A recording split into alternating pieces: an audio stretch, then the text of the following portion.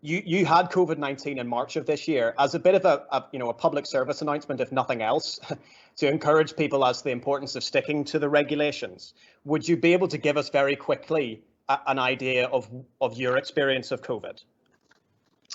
Yes, it is a terrible virus. It's not a flu, certainly in my experience. And I'm saying this, by the way, mindful, Thomas, that some people will have coronavirus and they are completely asymptomatic.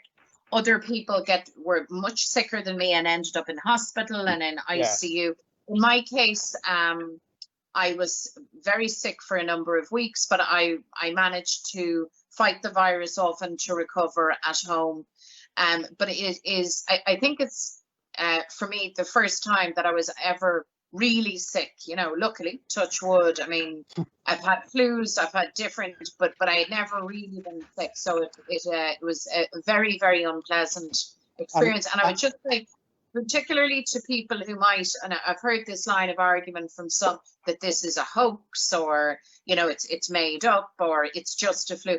It's not just a flu. It is a novel virus for which, as we know, there is as of yet no vaccine. It is a dangerous virus. It can take people's lives. Well, in the context of that danger, not too many observers, it would be fair to say, were impressed with Stormont this week. Do you think that should the people of Northern Ireland, young people watching this, have a single ounce of faith in the parties that govern us in this part of the world after watching, I'll use the word chaos at Stormont this week? I think for everyone, and maybe most importantly for young people watching this, it's important to understand what actually happened. Because what you have described as chaos is actually a scenario in which the chief medical officer gave advice. That advice was brought to the executive by the Minister for Health, Robin Swan.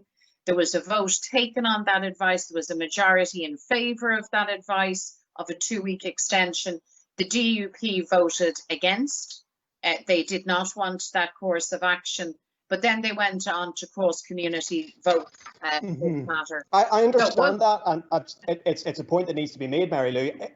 There's sometimes a frustration that I feel for people who watch what happens at Stormont and say, why is it that the two parties will constantly point at each other rather than being grown-up politics, which is just working it out between themselves? You and the DUP are in an executive together. You are supposed to be, bound by collective responsibility, and yet any time something difficult comes along, the finger point.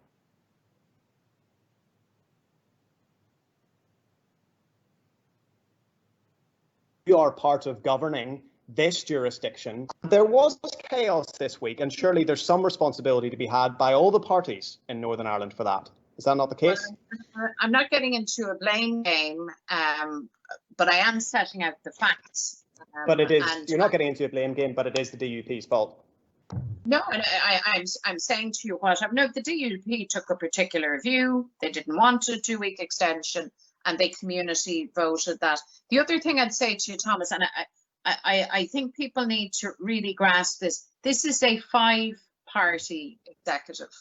This is not a coalition between the DUP and Sinn Féin. This is a 5-party power-sharing executive. And by definition, an arrangement like that is tricky and difficult because you have people from widely different political perspectives and pursuing different objectives very often. And yet, and this is the right thing, by the way, that we have this wide power sharing executive. It is a necessary feature in the Northern political and the Irish political landscape. But as to finger pointing and blame gets us nowhere. I accept that. Of course. I take that point, Mary Lou. You mentioned it's a 5-party executive. There are only 2 parties within that executive that can veto each other in the executive, and that is you and the DUP. You've mentioned the DUP vetoing the proposals that were put forward. Now, at the final deal that was struck, restrictions continuing for 1 week, then close contact services and unlicensed premises after that. Your party voted against that deal. Why didn't you veto that deal? because the very idea of cross-community voting, a matter of public health, is insane, quite frankly. It's certainly not the purpose for which that veto exists. It's a misuse of that. It brings that into disrepute. But Mary Lou, if this situation is as serious, and we know it is as serious as you're setting it out to be, surely surely it is the case that the veto was there and you could have used it. And you have described this situation as life or death. It's extremely serious. You said that we need to listen to the science. The veto could have been used by you to block the arrangement that was eventually put forward, and you decided not to go down that road. I'm not sure, I'm not sure how that squares up. Well, it does square up, and had we done that, you and I would be having a very different conversation, and you, Thomas, would be saying to me, why had we sectarianised an issue that clearly is a public health and a universal concern? Furthermore, I'm not sure that would have resolved anything. It would have simply lengthened our difficulties. Our position is very, very clear on this. The numbers in the north have come down, but they are still very high. Mm-hmm. The hospital capacity is at 100% and slightly over capacity. That's executive has now landed on a position.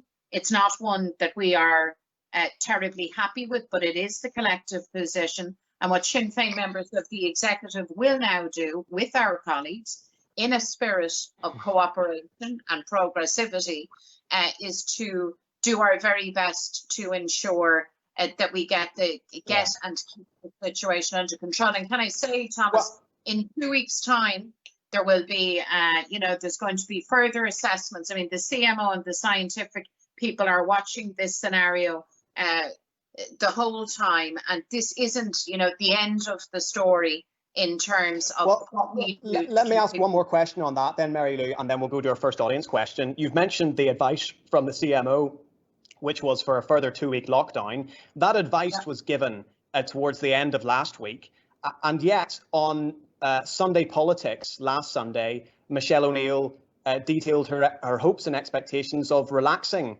restrictions, including close contact services being open from Friday today. What changed early this week?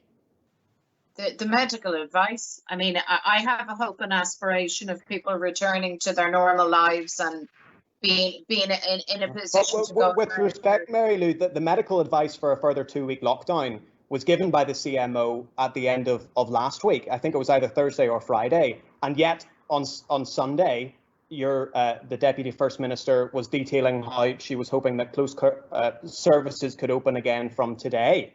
Hence my confusion. Well, let me unconfuse you, Thomas, because you're going to hear a lot of people debating around what might be done, what could be done, what would be desirable to be done, what they'd like to have happen. And that's part and parcel of this conversation, not just island-wide, but internationally. And we all say that, and Michelle has always caveated and bookended any commentary that you have to be consistent and compliant with medical advice, because you and I and all of us can have whatever views we want. I'm not the chief medical officer, and neither are you. And when the expertise walks into the room, as the CMO did in recent days at the executive table, and said, any of those things that you are proposing will cause excess deaths. When you are given that, I would suggest to you that you perk up your ears, you reassess your situation, you listen to that advice, and more crucially, you follow that advice. And that's what Michelle and I did. And they were okay.